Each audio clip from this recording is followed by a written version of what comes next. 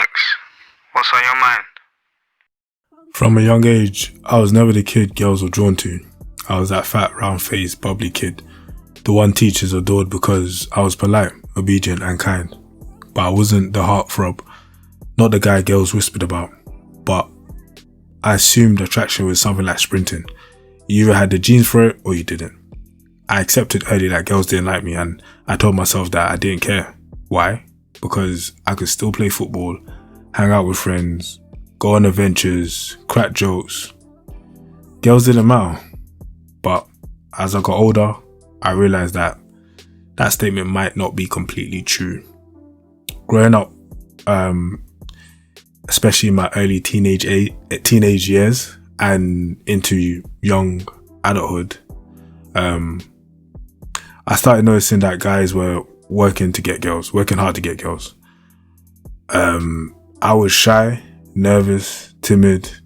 I was the type of guy who secretly hoped girls would approach me, but that never happened. I had a friend, well, rather associate, who was bold. He approached women left, right, centre. I saw him win, but I also saw him lose badly. I saw girls roll their eyes to him, walk off laughing. I asked him, why do you put yourself through this? And he responded to me. He said, I'm a man, and things aren't given to men. You have to go out there and get it. And for every rejection, he'll get a victory, a number, a smile, a moment of validation. So eventually I thought, maybe I need to get off the sidelines. I forced myself to approach women. I had my highs and I had my lows. Then this same associate told me something that cut deep. He said, you know what's funny about you? You go for the girls that nobody wants. Then he laughed and he also added, you're too nice, you're too respectful.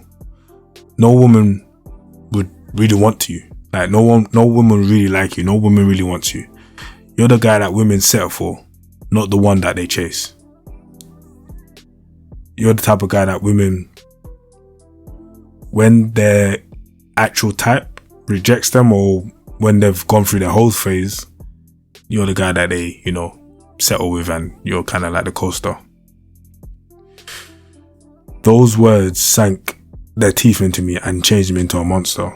That day, something changed in me. I stopped chasing connection and started chasing validation.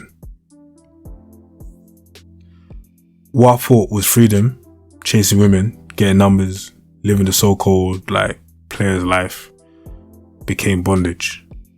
A diamond encrusted cage. It looked glamorous, but I was stuck. I became addicted to the chase. I became enslaved to lust. See, nobody tells you the truth about that lifestyle, that womanizer, player lifestyle. They'll show you the parties, the laughter, the so-called wins, but they never talk about what comes after.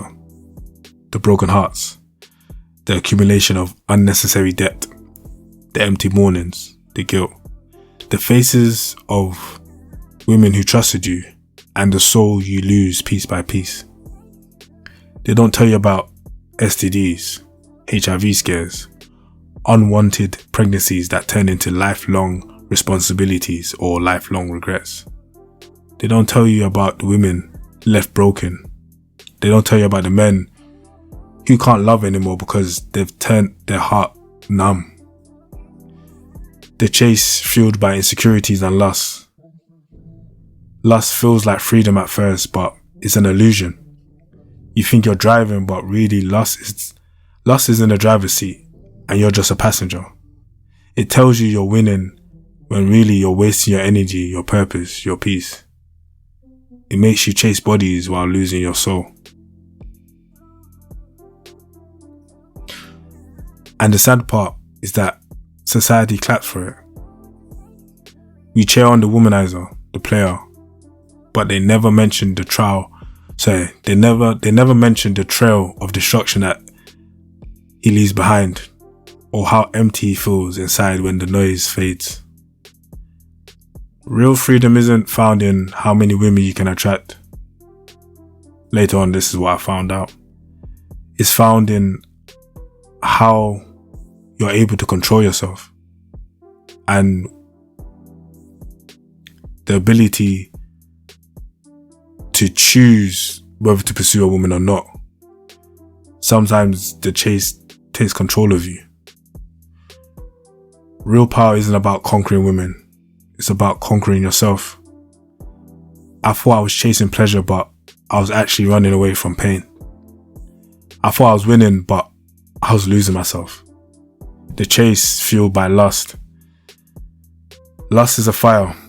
It keeps you warm for a while, but if you stay long enough, it will burn you alive. Don't mistake movement for progression. Just because you're chasing doesn't mean you're going anywhere. And you might ask, Anks, are you telling me to stop approaching women or pursuing women? No. I'm warning you about the consequences of using women as a point system, as a game of conquest to prove your worth or to validate yourself. Because that validation never lasts. The ego always wants more. And some actions are irreversible, consequences that can stay with you for the rest of your life.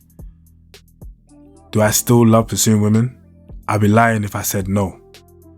The way your heart races before you approach a woman, the satisfaction when you make her laugh, the euphoria when she puts her number into your phone. What a feeling. Like, what a feeling. But here's the catch. You need another fix sooner rather than later. And that void is never filled. No matter how many numbers, how many bodies, or how many nights. Just maybe try make yourself whole first. Try rebuilding yourself with self-love and an identity that's not fickle or fragile.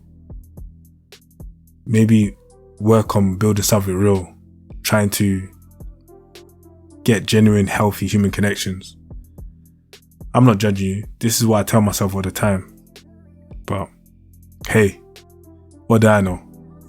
I'm just a cartoon.